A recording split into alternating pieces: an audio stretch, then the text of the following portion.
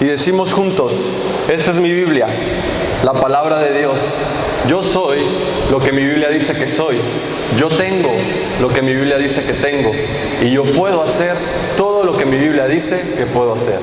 Hoy la leeré, la escucharé, la obedeceré, y la semilla incorruptible de la palabra de Dios penetrará en mi corazón y producirá fruto que transformará mi espíritu, mi alma, mi cuerpo, mis finanzas, mi familia, mi iglesia y mi ciudad para siempre.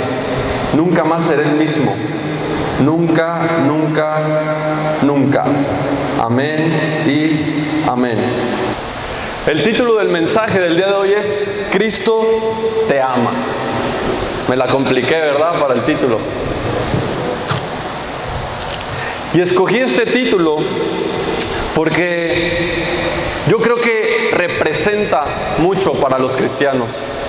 Yo creo que el decirle a alguien o el saber que Cristo nos ama es ahora sí que como el lema del cristianismo. Es como el lema que nos caracteriza, el decirle a alguien: Dios te bendiga o Cristo te ama.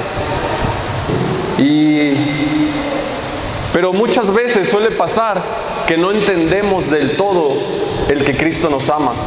Muchas veces creemos que Cristo nos ama, pero lo tenemos como un concepto y no como una verdad en nuestras vidas. Y probablemente sea la frase más utilizada en el cristianismo, pero muchas veces no la comprendemos.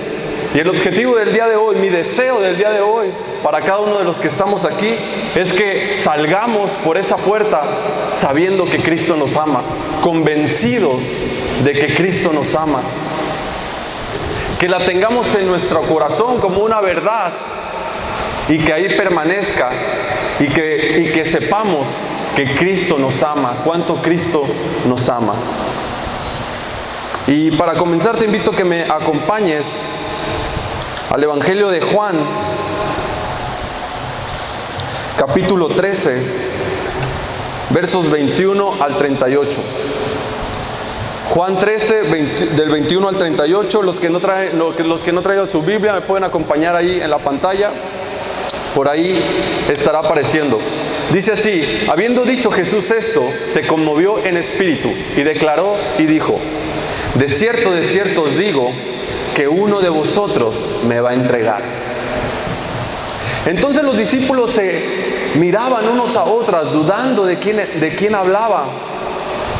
Y uno de sus discípulos, el cual Jesús amaba, estaba recostado al lado de Jesús. A este pues hizo señas Simón Pedro para que preguntase quién era aquel de quien hablaba. Entonces, recostado cerca del pecho de Jesús, le dijo: Señor, ¿quién es? Respondió Jesús: a quien yo diere el pan mojado, aquel es. Y mojando el pan, le dijo a Judas Iscariote, hijo de Simón. Y después del bocado, Satanás entró en él. Entonces Jesús le dijo: lo que vas a hacer, hazlo más pronto. Pero ninguno de los que estaban en la mesa entendió por qué le dijo esto. Porque algunos pensaban, puesto que Judas tenía la bolsa, que Jesús le decía: compra lo que necesitamos para la fiesta, o que diese algo a los pobres. Cuando él pues hubo tomado el bocado, luego salió, y era ya de noche. Entonces, cuando hubo salido, dijo Jesús: ahora es glorificado el Hijo del Hombre, y Dios es glorificado en él. Verso que sigue: Dios es glorificado en él, Dios también le glorificará en sí mismo, y enseguida le glorificará. Hijitos, aún estaré con ustedes un poco, me buscaréis, pero como dije a los judíos, así os digo ahora a vosotros: a donde yo voy, vosotros no podéis ir. Un mandamiento nuevo os doy, que os améis unos a otros como yo he amado, que también os améis unos a otros. En esto conocerán todos que sois mis discípulos, si tuviereis amor los unos con los otros. Y dijo Simón Pedro: Señor, ¿a dónde vas? Jesús le respondió: a donde yo voy no me puedes seguir ahora, mas me seguirás después. Le dijo Pedro: Señor, ¿por qué no te puedo seguir ahora? mi vida pondré por ti. Jesús le respondió, ¿tu vida pondrás por mí? De cierto te digo, no cantaré el gallo sin que me hayas negado 3 veces. Qué historia, ¿no? 3 personajes, 4, un principal y 3 que giran alrededor del personaje principal. Tenemos a Judas, tenemos a Pedro y tenemos a Juan.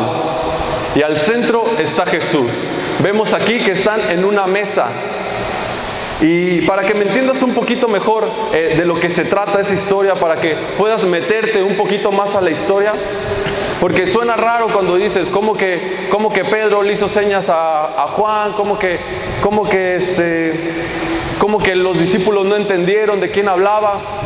Y es que esa mesa no es una mesa normal como a la que estamos acostumbrados, sino que era una mesa que estaba en forma como de U. Entonces había una separación entre algunas personas, y vemos ahí a Jesús y a Juan que está a un lado de él, recostado junto a él. Y dices, ¿cómo que estaba recostado?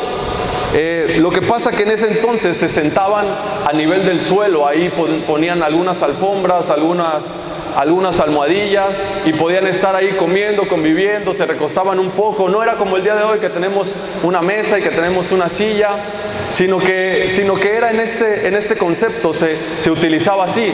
Entonces los teólogos dicen que Pedro estaba justo al otro lado, y que del otro lado de la mesa estaba Jesús, a un lado de él estaba Judas, y al otro lado de él estaba recostado Juan.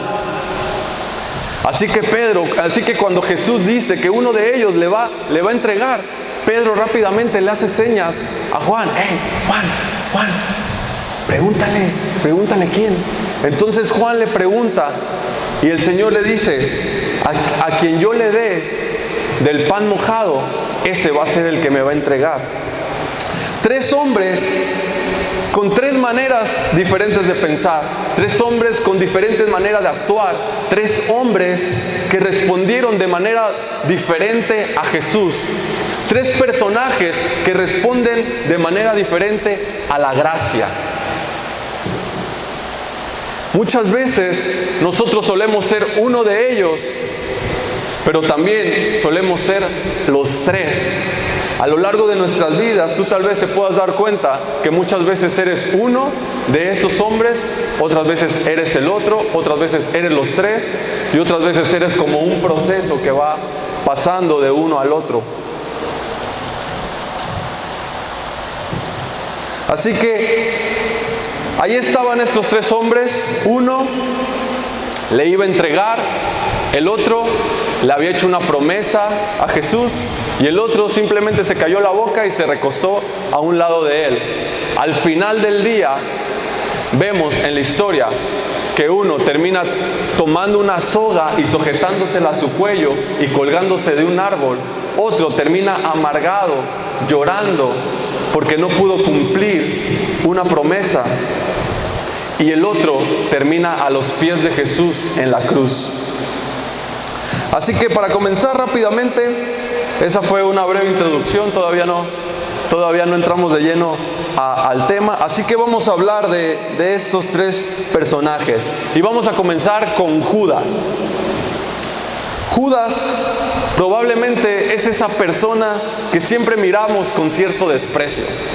Judas es esa persona que, si te dieran a elegir quién de la Biblia quisiera ser tú, probablemente dirías, no, pues yo quisiera ser David, o yo quisiera ser Abraham, o yo quisiera ser como Daniel. Pero la última persona en la que pensamos ser sería, además de Satanás, Judas. Y durante mucho tiempo, cuando yo escuchaba hablar de Judas, en mi mente comenzaban recuerdos, comenzaban imágenes como de un ser despreciable, como de un hombre que había cometido un acto aberrante. Me lo imaginaba así, sucio, una barba toda descompuesta, mal arreglada, uñas largas y sucias, unos ojos rojos y con los dientes amarillos. Y ahí veía a Judas con Jesús, ¿no? Como siempre tramando algo malo, siempre tramando sacar ventaja o algo así. Y siempre tendemos, o más bien voy a hablar de manera personal, porque hoy estoy aquí para hablar de mí, no de ustedes. Tal vez este mensaje era más para mí que para ustedes. Tal vez este mensaje me sirva más a mí hoy que para ustedes. Así que voy a hablar de manera personal. Siempre que imaginaba a Judas, me lo imaginaba como ese ser despreciable, como ese ser que decía: yo soy todos menos Judas, nunca seré como Judas, nunca llegaré a tal grado de entregar a Jesús como Judas. Y no estoy hablando literalmente. Pero de repente un día Dios me habla y me dice y me hace sentir: tú has sido como Judas. Muchas veces en tu vida tú has sido como Judas. Muchas veces has entregado todo lo que yo te he dado, has matado mi palabra, has matado mi voluntad en tu vida, yendo en contra de lo que yo dijo, yendo en contra de la verdad, yendo en contra de lo que yo he establecido. Y muchas veces solemos ser como Judas. Si tú me preguntas a mí cuál es el acto más impresionante, el acto más aberrante que un hombre puede cometer, no es matar, no es asesinar, no es una violación, sino es entregar a Jesús. Es entregarlo de tu vida, es sacarlo de tu vida, es matar a Jesús y no darle oportunidad de que entre a tu vida. Es negarte al Hijo de Dios. Ese tal vez para mí, bueno, no tal vez, ese es el acto más aberrante. Y hay muchas personas que cometen actos que tú dices: increíble, ¿cómo es posible que pueda haber tanta maldad? ¿Cómo es posible que una persona puede cometer semejante aberración? ¿Cómo es posible que esos asesinos hayan matado a tantas personas? ¿Cómo es posible que esos terroristas? ¿Cómo es posible que esos narcotraficantes? ¿Cómo es posible que esos violadores? ¿Cómo es posible que esos corruptos, rateros?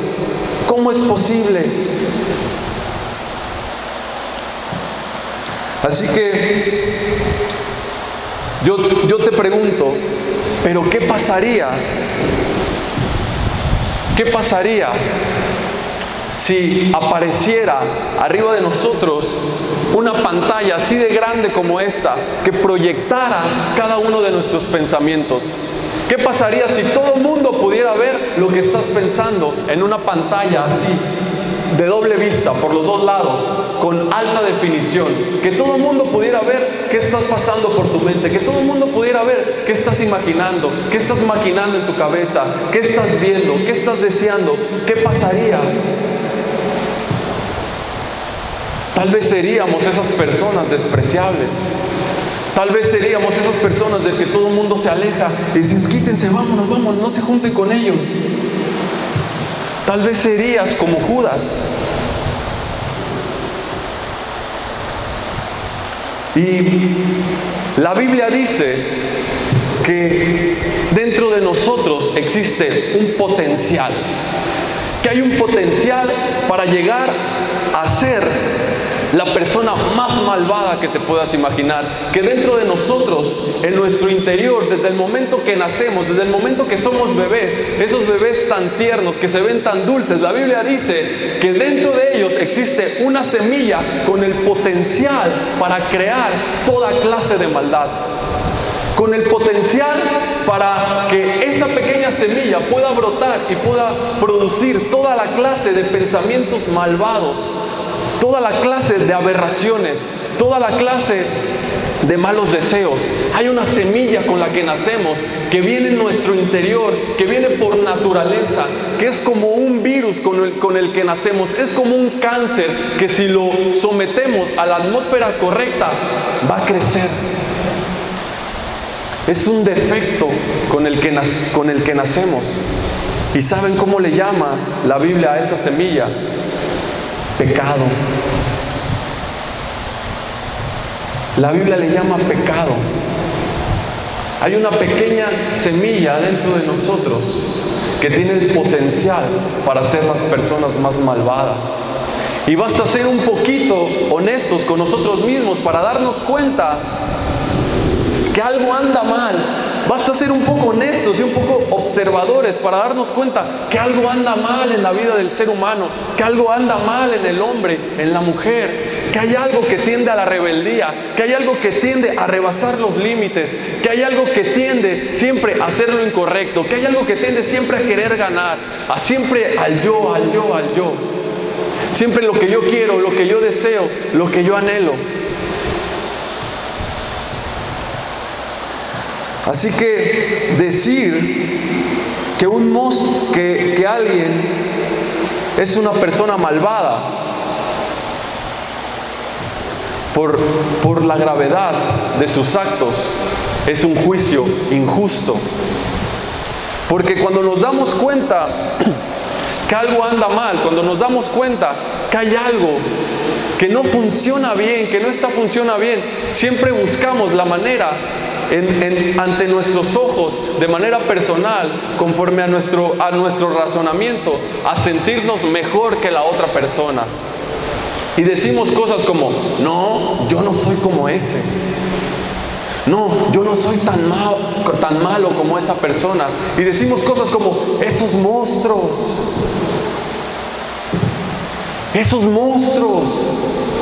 esas personas malvadas, gracias Dios, porque yo no soy como esos pecadores.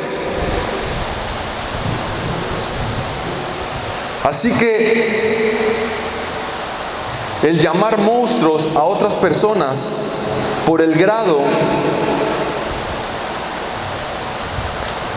llamar a alguien monstruo por el grado de daño que hace, sería un juicio injusto. Más bien quedaría mejor decir que el ejemplo de esos monstruos demuestra lo que todo ser humano puede llegar a convertirse si la semilla de maldad que hay dentro de él crece en todo su potencial. Lo que estoy diciendo es que toda persona puede llegar a ser un asesino. Todo ser humano puede llegar a robar. Todo ser humano puede llegar a cometer adulterio. Todo ser humano puede ser altamente malvado si esa semilla crece en su interior. Y tal vez tú me digas: ay, Manuel, no seas exagerado, ¿cómo me dices eso? Hay una diferencia, puede que haya una diferencia que es cuantitativa a la gravedad, pero no hay una diferencia cualitativa. Tal vez es una diferencia cuantitativa, pero no una diferencia cualitativa. Y eso no es una idea mía. Eso no es algo que yo me he inventado y se los vengo a transmitir ahí. No es algo que yo pienso. Es algo que Jesús dijo en Mateo capítulo 5, versos 21, por favor.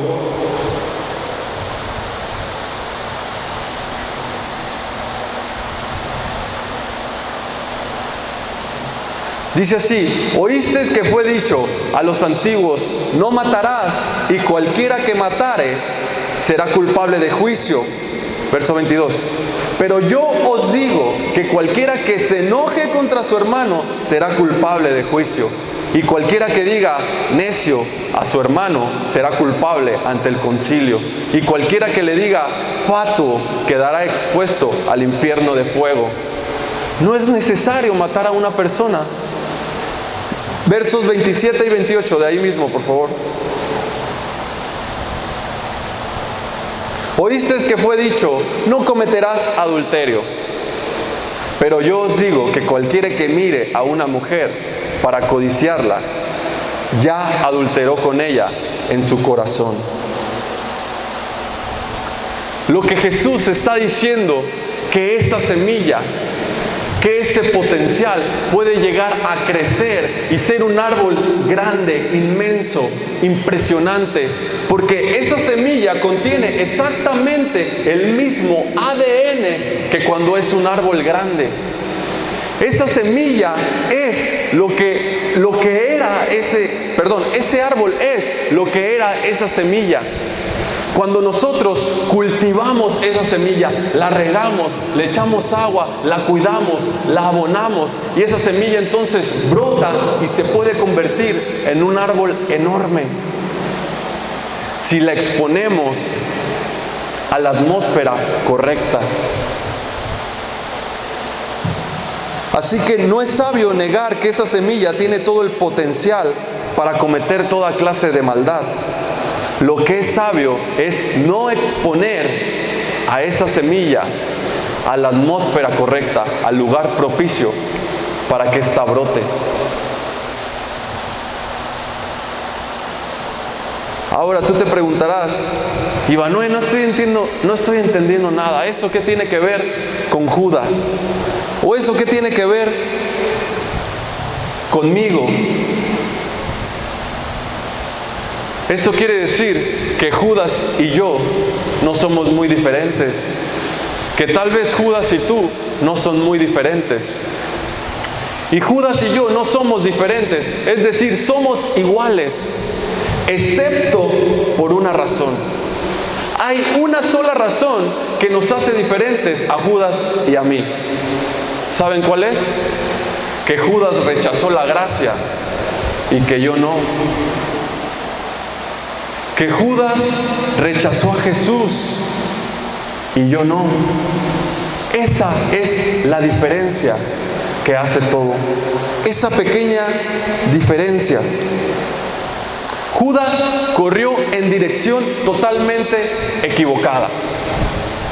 Porque si Judas, cuando se dio cuenta de su pecado, si Judas cuando se dio cuenta de su maldad, hubiera corrido hacia la cruz y se hubiera humillado y se hubiera arrodillado ante Jesús, hubiera habido gracia para él. Pero él decidió correr en la dirección equivocada. Corrió hacia un árbol y se colgó. Tal vez tú te preguntarás o dirás, no, ¿sabes qué, Ivanhoe? Yo creo que Judas, pues ya estaba escrito. Así era como tenía que pasar. Judas no tenía opción. Judas tenía opción. Porque si tú entiendes un poquito más del concepto de lo que está hablando la historia que leímos al principio, en esos tiempos cuando el anfitrión estaba a la mesa y mojaba de su pan y se lo entregaba a la primera persona que le entregaba, era un acto de honra, era un acto de respeto, era un acto amable. El mojar el pan y entregárselo a la primera persona era un acto de honra. Jesús le estaba diciendo a Judas, Judas, sé lo que vas a hacer, pero te amo. Judas, sé lo que vas a hacer, pero aún hay gracia para ti. Judas, aún hay oportunidad para ti. Porque si hubo gracia para Pablo, también hubiera habido para Judas. Porque si hubo gracia para la mujer adúltera, también hubiera habido gracia para Judas. Porque si hubo gracia para el hombre que estaba colgado a la cruz a un lado de Jesús, también lo hubiera habido para Judas. Pero Judas no entendió el mensaje y corrió en la dirección equivocada y terminó colgándose de un árbol.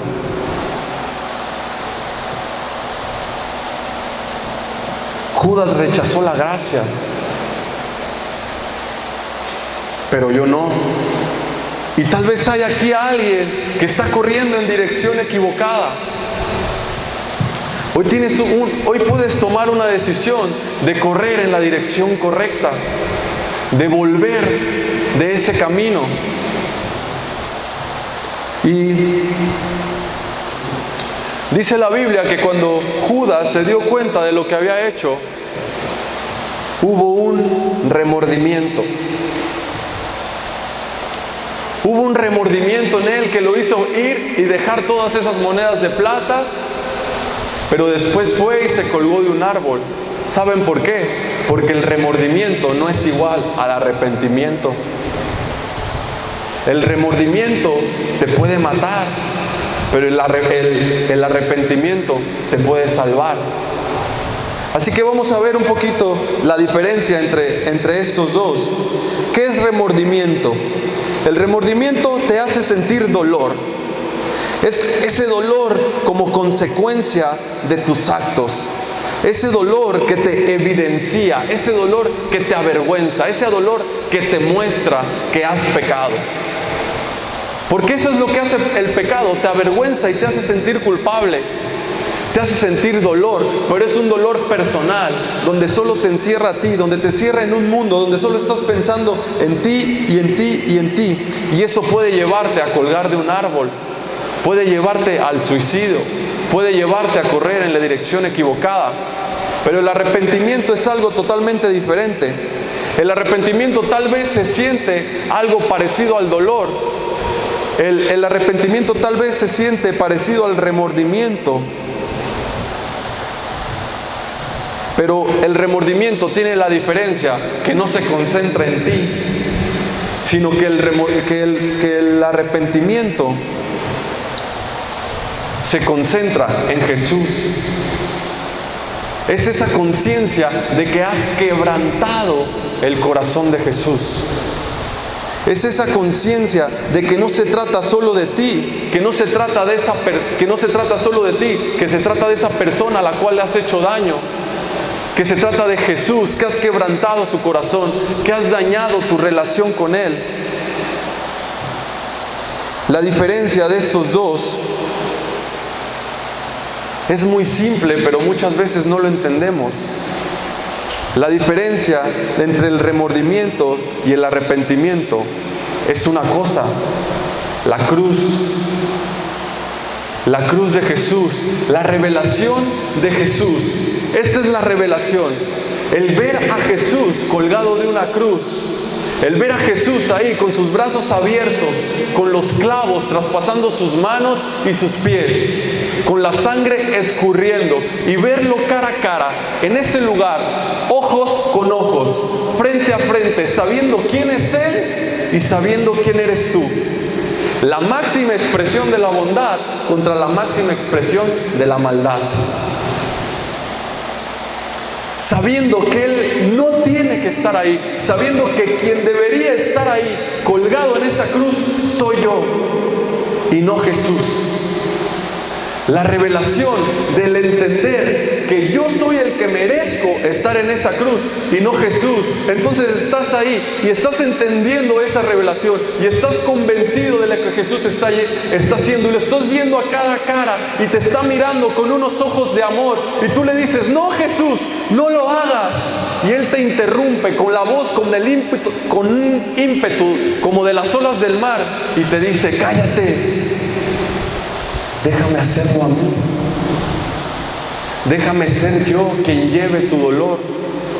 Déjame ser yo quien lleve tu vergüenza. Déjame ser yo quien lleve tu maldad. Tú no puedes, yo sí. Déjame hacerlo a mí. Te amo. Te amo. Tú no puedes, yo sí. Déjame llevarte en mis hombros.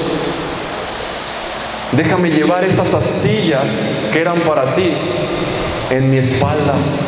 Déjame llevar esos clavos que eran para ti en mis manos y en mis pies. Y cuando entiendes eso, cuando entiendes esa revelación, las puertas de la gracia se abren de par en par.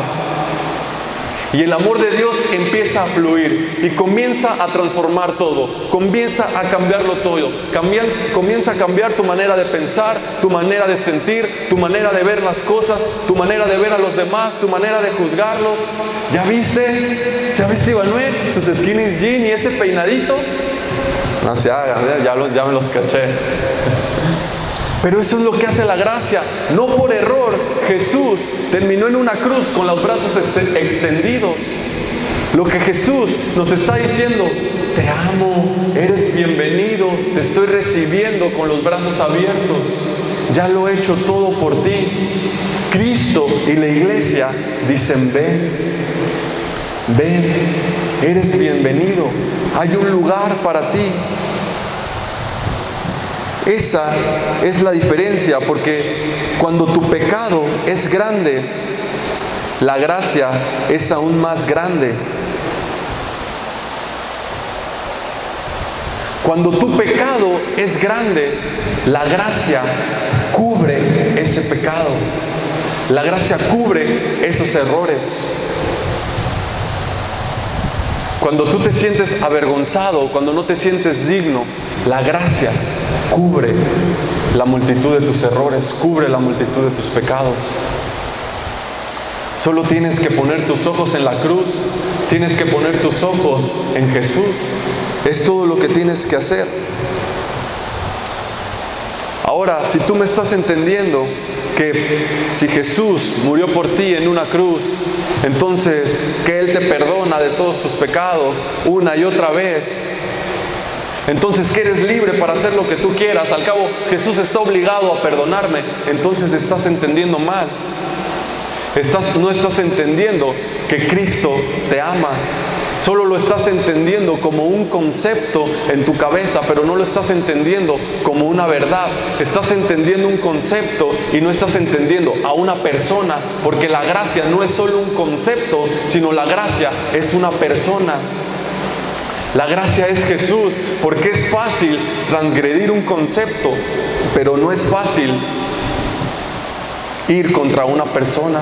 Es fácil fallarle a una palabra, pero no es fácil fallarle a Jesús. Así que cuando tu pecado es grande, la gracia es aún más grande. Así dice la palabra de Dios. Pero bueno, ya fue suficiente de hablar de Judas. Continuemos con Pedro. Pedro actuó totalmente diferente.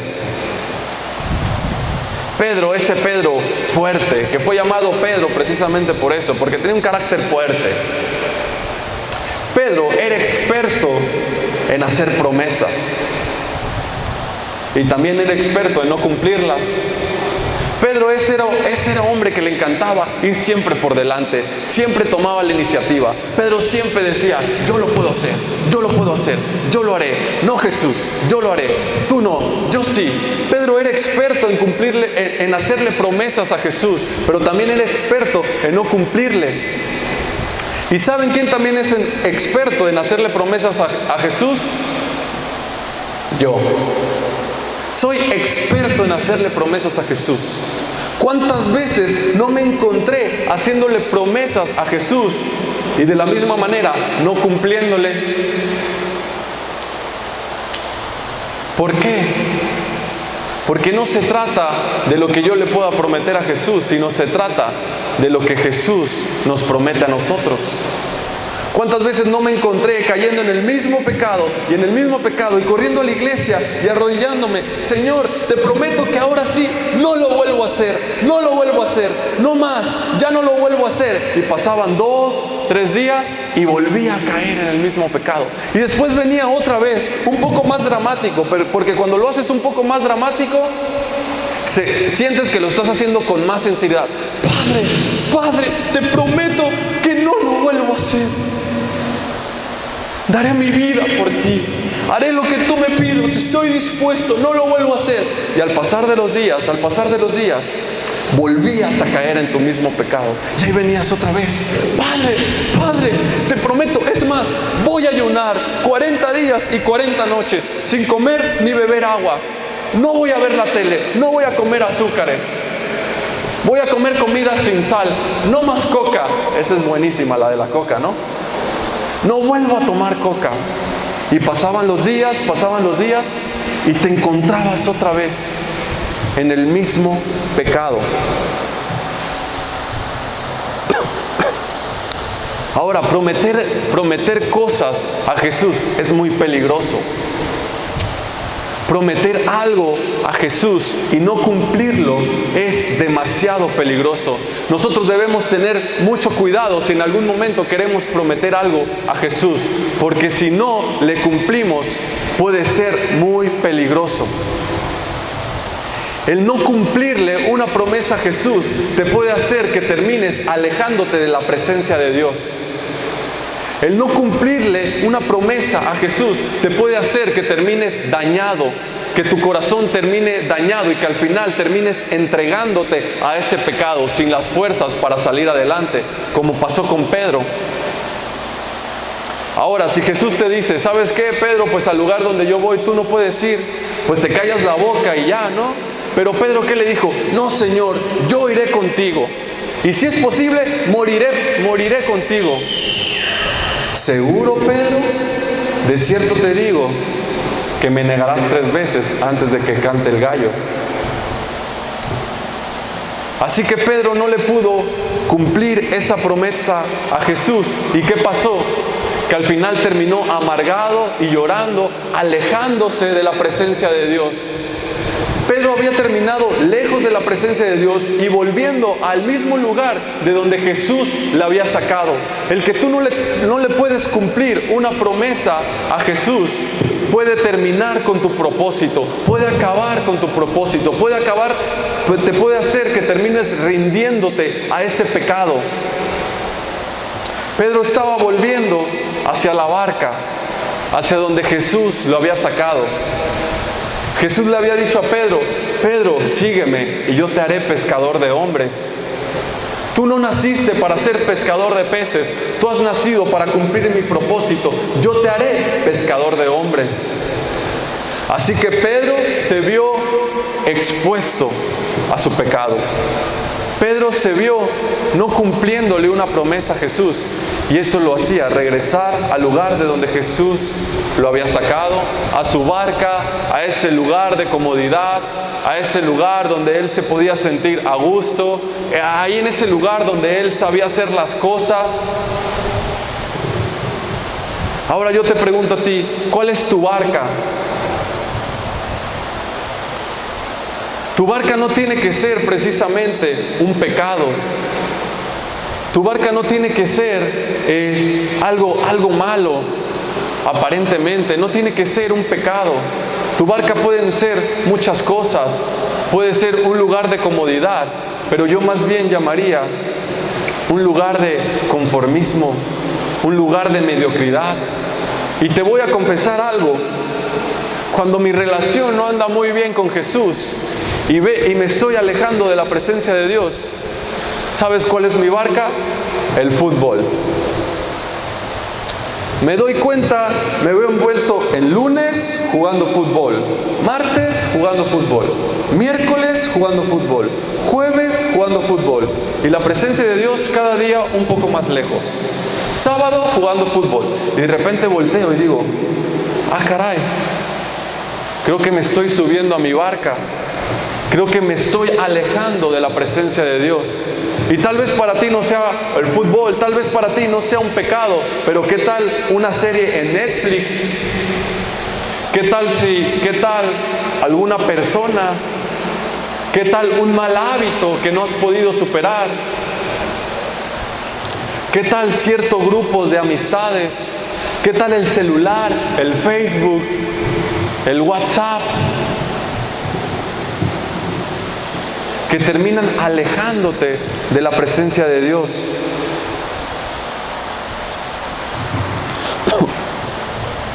Por favor, vamos a Juan, capítulo 21, del 3 al 12. Te pido que le des un poquito más rápido, como vaya leyendo, Braulio, porfa.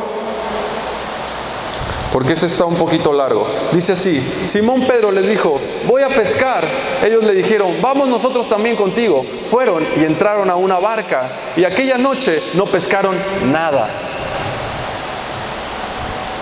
Cuando ya iba amaneciendo, se presentó Jesús en la playa, mas los discípulos no sabían que era Jesús. Verso que sigue.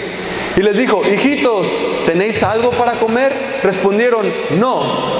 Él les dijo, echad la red a la derecha de la barca y hallaréis. Entonces la echaron y ya no la podían sacar por la gran cantidad de peces. Verso que sigue. Entonces aquel discípulo, a quien Jesús amaba, dijo a Pedro, es el Señor.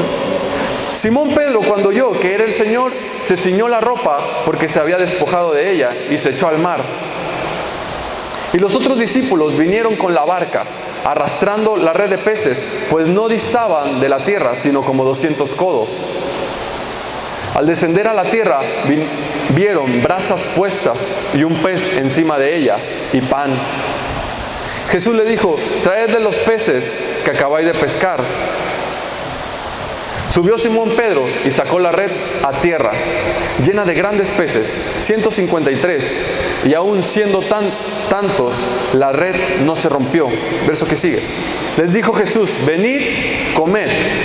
Y ninguno de los discípulos se atrevía a preguntarle: ¿tú quién eres?, sabiendo que era Jesús. Es increíble ver cómo Jesús venía de vuelta hacia Pedro. Jesús venía precisamente a ese lugar de donde había sacado a Pedro, para restaurarle.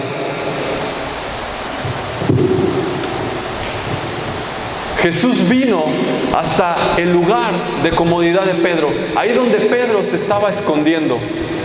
Ahí es el lugar donde muchas veces también nosotros nos escondemos. Entonces Jesús venía hacia él. Y dice ahí que estaban en la playa y que Jesús preparó unas brasas y que les estaba preparando un desayuno. Ahora esa palabra, brasas, también se usa cuando Pedro negó a Jesús. La misma palabra, brasas, se utiliza en la Biblia cuando Pedro estaba calentándose del frío y cuando vino una sirvienta y le dijo: tú eres Pedro, tú andabas con Jesús. Y él dijo: no, yo ese ni lo conozco. La misma palabra utiliza en este mensaje.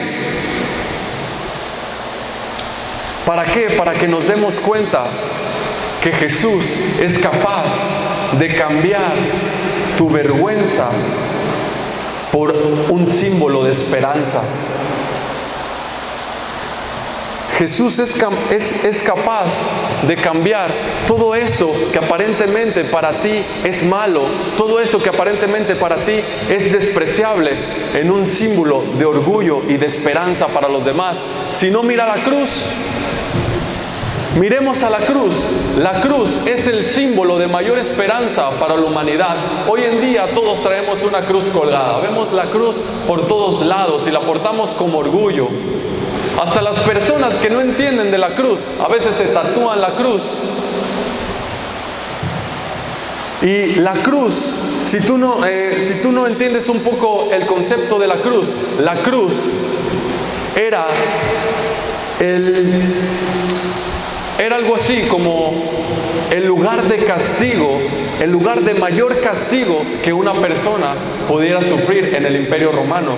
Los que crearon la cruz fueron el Imperio Romano como un método de castigo más cruel, donde las personas terminaban asfixiadas, derramando su sangre, colgados como guiñapos. Ahí, en una cruz, ese era el símbolo de mayor vergüenza, porque te colgaban desnudo junto al camino donde todos pasaban y te podían ver.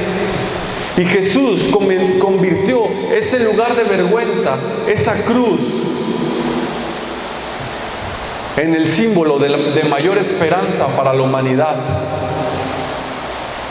Y hoy, precisamente en ese momento, en ese lugar de tu vergüenza, en ese pecado, Jesús puede convertir ese pecado. Tú puedes tener un encuentro cara a cara con Jesús, mirarlo a los ojos, estar ahí frente a frente. Y puedes tener ese encuentro con Él, donde tu pecado, tu vergüenza, tu maldad se puede convertir en el símbolo de esperanza para las personas que te rodean. Un símbolo de esperanzas para las personas que no conocen a Jesús. Pedro se estaba alejando de ese propósito. Pedro había regresado al lugar donde él estaba. Y viene Jesús, le prepara un desayuno, le prepara las brasas, le prepara un pescado. Y le dice: comed. Lo que Jesús le estaba diciendo a Pedro es: Pedro, yo he venido a restaurarte.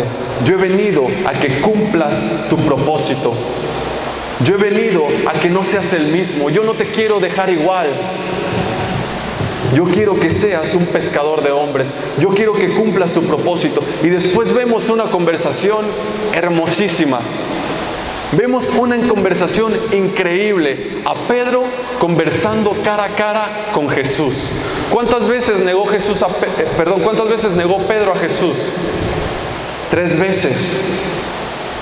¿Y cuántas veces le pregunta Jesús a Pedro que si le amaba?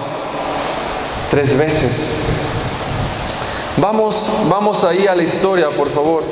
Juan 21, del 15 al 17.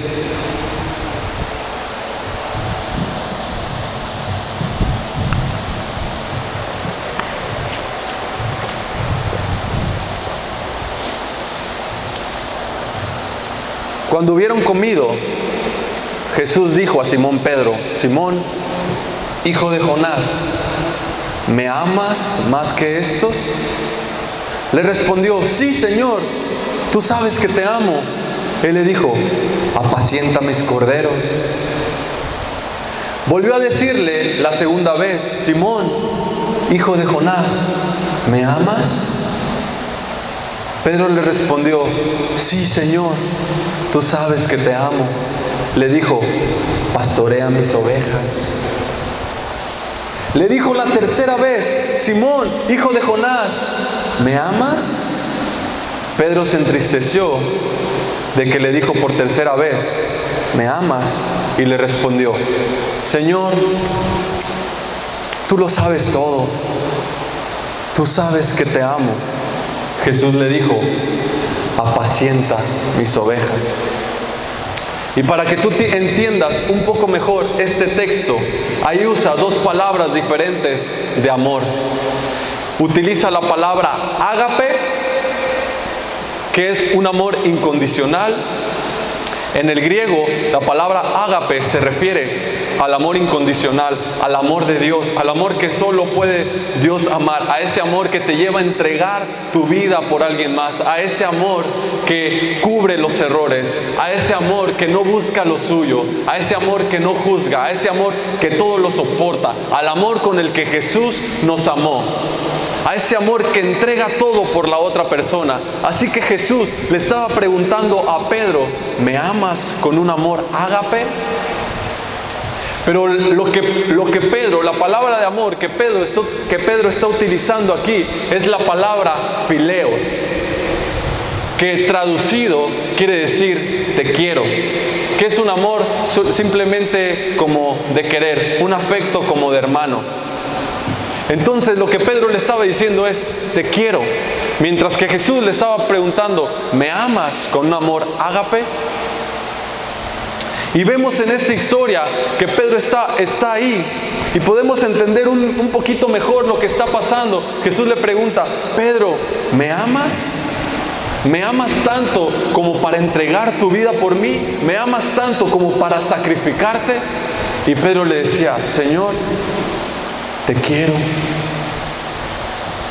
Jesús le respondía: cumple tu propósito, apacienta mis corderos. Pedro, ¿me amas con un amor ágape? Señor, tú sabes que te fileo, tú sabes que te quiero. Apacienta mis ovejas, cumple tu propósito, no te escondas. Por tercera vez: Pedro, entonces, ¿me quieres? Jesús ya no le pregunta: ¿me amas con un amor ágape? Sino le dice: Pedro, entonces, ¿me quieres? Señor, pues está demostrado. Me lo imagino cabizbajo: Señor, pues ya te comprobé que pues no pude cumplir mi promesa. Entristecido: pues sabes que te quiero. Cumple tu propósito, apacienta mis ovejas, te amo. Lo que Jesús le estaba queriendo decir a Pedro es que el amor no se basaba en el amor de Pedro, sino que se basaba en el amor de Dios. que las promesas no se basan en las promesas que nosotros le podemos hacer a Jesús, sino que se basa en las promesas que Él nos ha hecho a nosotros. Lo que Jesús nos está diciendo, que nosotros vamos a cumplir nuestro propósito en el momento en el que permitamos a Jesús que nos llene de su amor, que sus promesas nos llenen a nosotros. Entonces es ahí cuando nosotros vamos a poder hacer algo por Jesús. Antes no. Nuestra relación con Jesús se basa en lo que Jesús ha hecho por nosotros. Nuestra relación con Jesús se basa en cuánto Jesús nos ama, no en cuánto nosotros amamos a Jesús.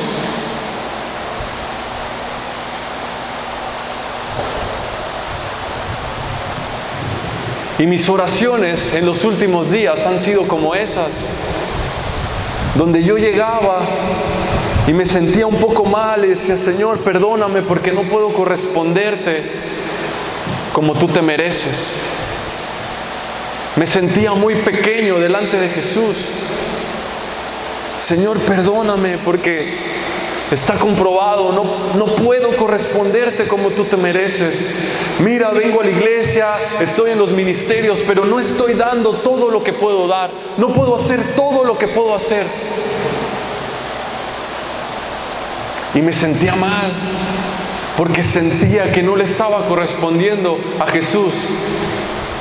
Entonces Jesús se acerca y me dice: Ivanuel, no se trata de lo que tú puedes hacer, no se trata de cuánto tú me ames, no se trata de lo que tú puedas hacer por mí, no se trata de lo que tú me puedes prometer, sino se trata de lo que yo he hecho por ti, se trata de cuánto yo te amo. Se trata de lo que yo puedo hacer por ti cuando tú me permitas entrar en ti y me dejes consumirme con tu amor, cuando entiendas esa revelación de que yo te amo, de que yo he cubierto todos tus errores, de que lo único que necesitas hacer es confiar en mí, es abandonarte en mí, es entender el amor con el que yo te he amado, y todo lo demás se dará por sí solo.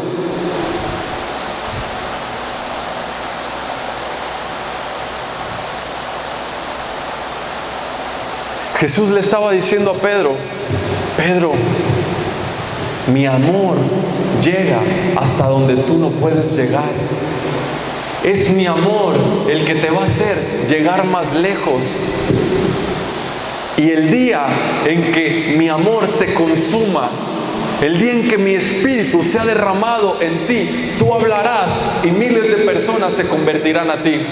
Tú hablarás y los cojos empezarán a caminar.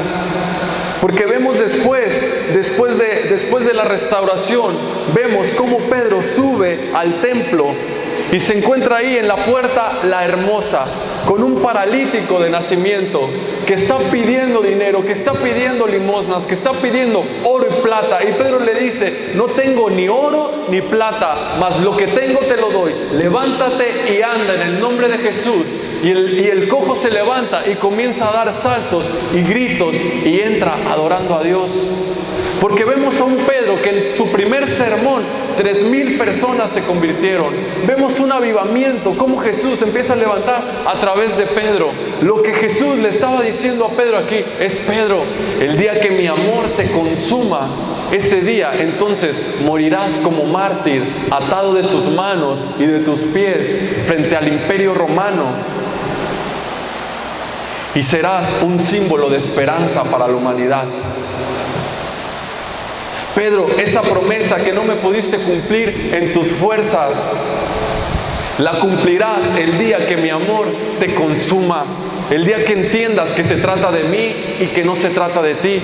¿Saben cómo pueden superar sus pecados? ¿Saben cómo pueden superar sus malos hábitos? Concentrándose en el amor de Cristo y no en mi pecado, no en su pecado. Porque el día que se concentran en el amor de Jesús, el día en que Jesús los consume, entonces ya no hay necesidad de volver atrás, ya no hay necesidad de buscar esos malos hábitos. Perdón.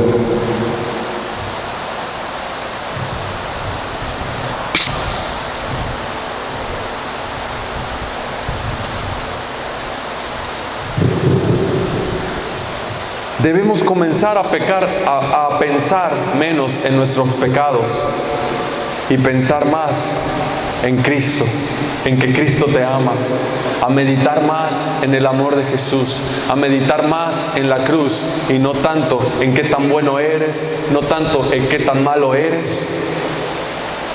Yo me imagino a Pedro ahí escondido en su barca. Me imagino a cada uno de nosotros escondidos ahí porque creemos que no somos tan aptos como la otra persona, porque creemos que no oramos como la otra persona, porque creemos que no somos lo suficientemente sabios como la otra persona y nos escondemos y estamos ahí. Imagino a Jesús que viene y dice: ¿qué haces? ¿De qué te escondes? Vamos, levántate, yo te amo. Cumple tu propósito. No se trata de ti, sino se trata de mí. No sé si me están entendiendo, los veo muy serios. Creo que los estoy durmiendo ya, ¿verdad? Pero bueno, pasemos con Juan. Juan es algo totalmente diferente. Mientras unos hacían promesas a Jesús que no podían cumplir, mientras otro lo negaba, mientras otro lo entregaba, Juan se cayó la boca y se recostó al pecho de Jesús. Juan estaba anclando su identidad en Jesús. Juan no le importaba lo que los demás pudieran hacer o que no pudieran hacer. Juan lo único que quería es estar ahí, cerca de Jesús, recostado en su pecho. No me importa nada más. Si tú le hubieras preguntado a Juan, ¿quién eres? ¿O cuál es tu propósito? Él no te hubiera dicho: yo soy apóstol de Cristo para las naciones. Él no hubiera dicho: yo soy el plantador de iglesias en todo el mundo. Juan te hubiera dicho: yo soy el amado de Jesús. Yo soy el discípulo amado. Y yo creía cuando leía esto, cuando leía cómo la Biblia se refería a Juan como el discípulo amado, como el hombre a quien Jesús amaba, yo decía: a lo mejor Juan tiene algo de especial. Y estaba pensando: ¿qué será? ¿Qué será eso de especial que tiene Juan? ¿Por qué lo hace tan diferente a los demás? ¿Y saben qué descubrí? Que en realidad Jesús los amaba por igual a los 12. Jesús los amaba de la misma manera que a los 12. Jesús amaba igual a Pedro como amaba a Juan. Jesús amaba igual a Judas como amaba a Juan. ¿Saben cuál era la diferencia? Que Juan se enfocaba en el amor de Jesús. Juan tenía su mirada puesta en el amor de Jesús. Y aquí hay algo muy gracioso, porque tú no encuentras en el libro de Mateo, ni de Marcos, ni de Lucas, ni en toda la Biblia, que la Biblia llame a Juan el discípulo amado. Solo lo encuentras en el Evangelio de Juan, que curiosamente Juan escribió. Juan había escrito: el discípulo amado, el discípulo a quien Jesús amaba. Yo, Juan, a quien Jesús ama. ¿Se imaginarían cómo serían nuestras vidas si concentráramos toda nuestra identidad, si ancláramos toda nuestra identidad, toda nuestra manera de ser, toda nuestra manera de pensar en el amor de Jesús como Juan lo hacía? ¿Cómo sería nuestra vida si en lo único que estuviéramos pensando es en cuánto Jesús nos ama? En que al momento en que nos levantamos dijéramos: Señor, aquí está tu Hijo amado, tu discípulo amado, a quien tú amas. Y vamos al trabajo y decimos: aquí está hoy, Señor, tu Hijo a quien tú amas, tu discípulo amado. Esa era la diferencia. Juan tenía anclada su identidad en el amor de Jesús. Juan solamente estaba concentrado en Jesús. ¿Y saben quién fue el único que acompañó a Jesús hasta la cruz? Juan fue el único que pudo llegar hasta la cruz y acompañarlo ahí en el momento de su dolor. Juan, porque sabía cuánto Cristo le amaba.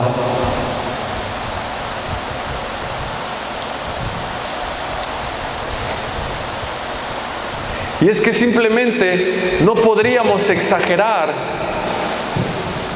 el amor de Dios. Por más que quisiéramos, por más que tú quieras hablar del amor de Dios, nunca lo podríamos exagerar. La mente humana, el conocimiento humano no puede describir el amor de Dios.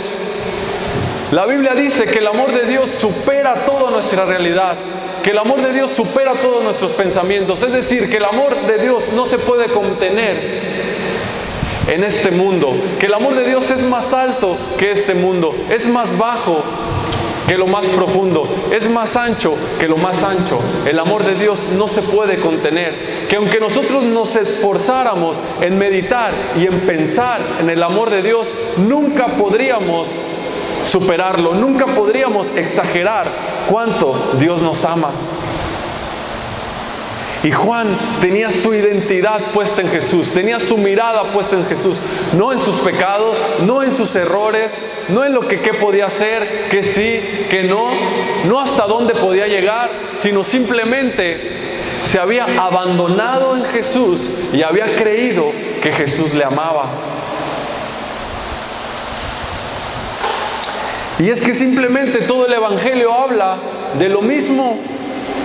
El Evangelio, desde el principio hasta el fin, habla de cuánto Jesús te ama. No sé si tú te has dado cuenta, pero la Biblia dice que tú eres la oveja perdida. Tú eres esa oveja en la cual Jesús va a buscar, dejando las 99 atrás. Que tú eres ese deudor que le fue perdonada una deuda imposible de pagar. Que tú eres ese obrero que se le pagó igual, lo mismo que a los demás que habían trabajado todo el día cuando solo había trabajado un momento. Que tú eres ese invitado que andaba por ahí perdido en el camino, el cual fue invitado a un gran banquete. Que tú eres el hijo pródigo, el cual Jesús no se avergüenza de salir a recibirte y abrazarte y vestirte y decirte: tú eres mi hijo amado.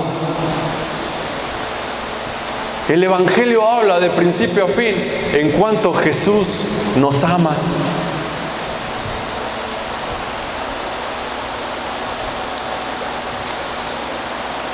Y yo estoy en el grupo de jóvenes y constantemente nos encontramos con los jóvenes hablándoles de que debemos entregar nuestras vidas por Jesús. Venimos a la iglesia y nos hablan de que debemos entregar nuestras vidas con Jesús, que debemos de darlo todo por Jesús, que debemos cumplir nuestro propósito como Jesús. Pero ¿saben una cosa? Vamos a seguir fracasando constantemente si no entendemos antes que Cristo nos ama. Y me resulta muy revelador, Primera de Juan, capítulo 4, verso 10. En esto consiste el amor, no en que nosotros hayamos amado a Dios, sino que Él nos amó a nosotros y envió a su propio Hijo en propiciación por nuestros pecados. Ahí mismo, verso 19. Nosotros le amamos a Él porque Él nos amó primero.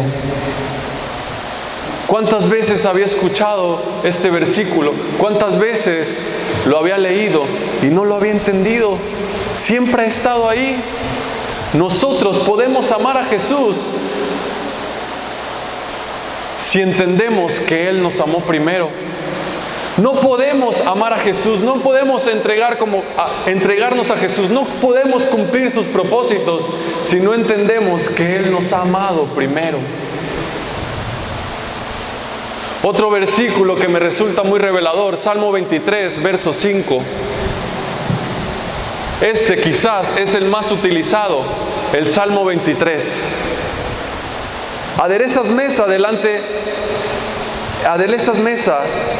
de mí en presencia de mis angustiadores. Unges mi cabeza con aceite. Mi copa está rebosando.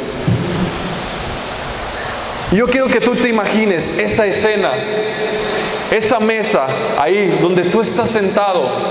¿Sabes quién escribió este salmo? David. ¿Sabes qué significa David? amado. David significa amado. Entonces él escribe este salmo y dice: aderezas mesa en presencia de mis angustiadores. Es decir, David se proyectaba en una mesa donde Jesús le había preparado un gran banquete, como te lo prepara a ti, como se lo preparó a Pedro, como se lo preparó a sus discípulos. Ahí, todo servido, la mesa puesta en presencia de mis angustiadores. ¿Quiénes son tus angustiadores? Tus pecados, tus malos hábitos, esa vergüenza, esos pensamientos, esas debilidades. Todos esos son tus angustiadores. Entonces, imagínate ahí, en esa mesa, con tus angustiadores. Y Jesús se acerca y te prepara la mesa. Y dice: mi copa está rebosando. En los tiempos de David, cuando el rey mandaba que sus coperos llenaran la copa de algún invitado, era una señal de respeto. Estaban honrando a esa persona. Así que David dice: aderezas mesa en presencia de mis angustiadores. Me preparas un gran banquete delante de todos esos que me acusaban, delante de mis pecados, delante de mis angustias, delante de mis opresiones, delante de todo eso que afectaba mi vida. Ahí tú me pones delante de todos ellos, me preparas una mesa, unges mi cabeza con aceite, mi copa está rebosando. No está llena, sino que se está derramando. La copa está derramando, la gracia se está derramando, la gracia está siendo derramada para cada uno de los que estamos aquí. Jesús ha servido la mesa, ha puesto la mesa para que simplemente tú te acerques y te sientes ahí en medio de tus pecados, en medio de tus dolores, en medio de tus angustias, en medio de eso que tú no has podido superar. La copa estaba rebosando, la mesa está puesta, la gracia está servida, la gracia se está derramando. Simplemente tienes que acercarte y creer que Cristo te ama. Así que ahí donde estás, te invito a que cierres tus ojos. La alabanza puede ir subiendo.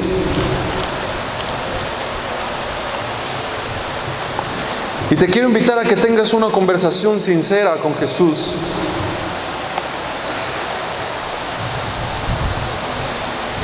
Quiero que te encuentres ahí en la cruz, cara a cara con Él, a rostro descubierto. Y que le digas: Señor, pues aquí estoy. Sabes lo que puedo hacer, sabes hasta dónde puedo llegar. Así que aquí estoy en presencia de ti, sin máscaras, sin nada que ocultarte, sin nada que esconderte. He entendido que no es por mis fuerzas, he entendido que no se trata de mí, sino que se trata de ti, se trata de tu amor, se trata de cuánto tú me has amado. Nunca se ha tratado de lo que yo puedo hacer, nunca se ha tratado de lo que yo soy capaz, sino que siempre se ha tratado de ti, de tu amor. Permíteme conocerte más, permíteme conocer tu amor. Siempre ha sido así, hermanos. Siempre se ha tratado de Jesús, siempre se ha tratado de su amor y no de lo que nosotros podemos hacer. Siempre se ha tratado de mirar la cruz y no mirar nuestros errores o nuestros pecados. Amén. Y levantamos nuestras manos y decimos: Señor, te damos gracias, Padre, por tu palabra. Señor, creemos que a partir de hoy solo nos enfocaremos en que tú nos amas. Solo nos enfocaremos en tu amor y no en nuestros errores. Solo nos enfocaremos en ti, Padre. Gracias por ese amor que sobrepasa todo entendimiento. Gracias porque has derramado de tu amor en una cruz. Gracias por tu Hijo Jesús. En el nombre de Cristo Jesús, amén y amén.